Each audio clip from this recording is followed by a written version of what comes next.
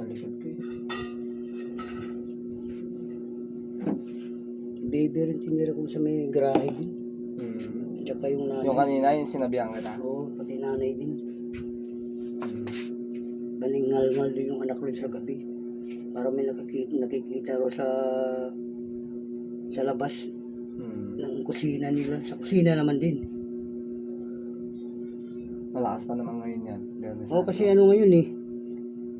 Manasanta ngayon eh. Nihigaan pa naman namin. Labas agad pinto. Tapos may puno pa.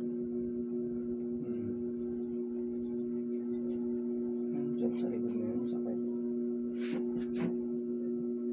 Doon ko pa rin sa kanila niya, no? Ang trabaho.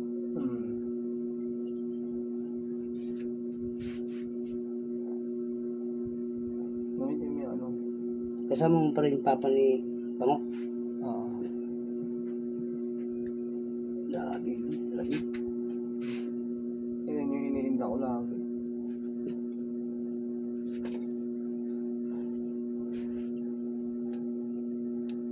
Wait lang.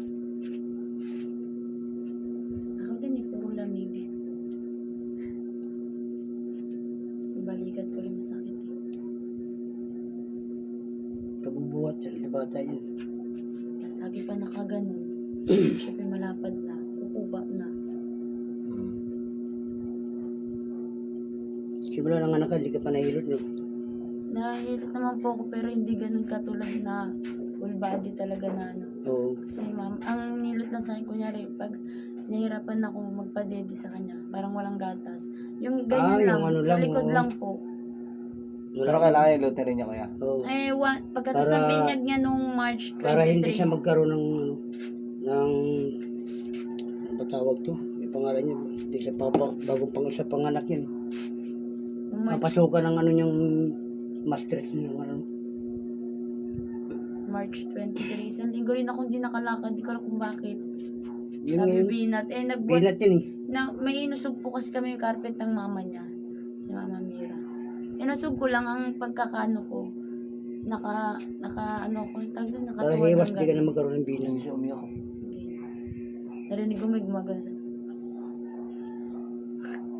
Okay na, pero okay naman siya. Wala na, hindi ko na naririnig. Kanina pa siya, kaya pala pinapasuso ko. Isang suso, alis.